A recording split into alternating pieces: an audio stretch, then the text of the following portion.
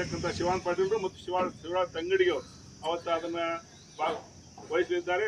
ದಾನಿಗಳಿಗೆ ಸನ್ಮಾನ ನಮ್ಮ ಜಿಲ್ಲೆಯ ಉಸ್ತುವಾರಿ ಸಚಿವರಾಗಿರ್ತಕ್ಕಂಥ ತಿಮ್ಮಾಪುರ್ ಸಾಹೇಬರು ಮತ್ತು ಬೋಸರಾಜ್ ಅವರು ಅವತ್ತು ಅದನ್ನು ವಹಿಸಲಿದ್ದಾರೆ ಅಂತಕ್ಕಂಥ ಮಾತನ್ನು ಹೇಳ್ತೀನಿ.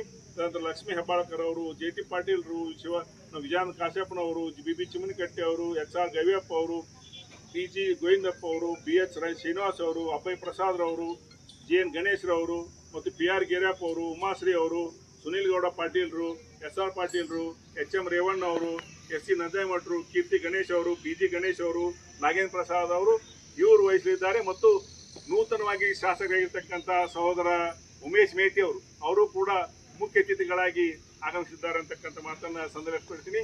ಸುಮಾರು ಈ ಒಂದು 50,000 ರಿಂದ 50,000 ಜನಸಂಖ್ಯೆ ಬರ್ತಕ್ಕಂಥ ವ್ಯವಸ್ಥೆಗಳು ಎಲ್ಲ ವ್ಯವಸ್ಥೆಯನ್ನು, ಊಟದ ವ್ಯವಸ್ಥೆ ಇರಬಹುದು, ಈ ವಾಸ್ತವ್ಯದ ವ್ಯವಸ್ಥೆ ಇರಬಹುದು, ಎಲ್ಲವನ್ನೂ ಕೂಡ ಸಮಿತಿಯವರು ಅಚ್ಚುಕಟ್ಟಿನಿಂದ ಮಾಡಿದ್ದೇವೆ ಅಂತಕ್ಕಂಥ ಮಾತನ್ನು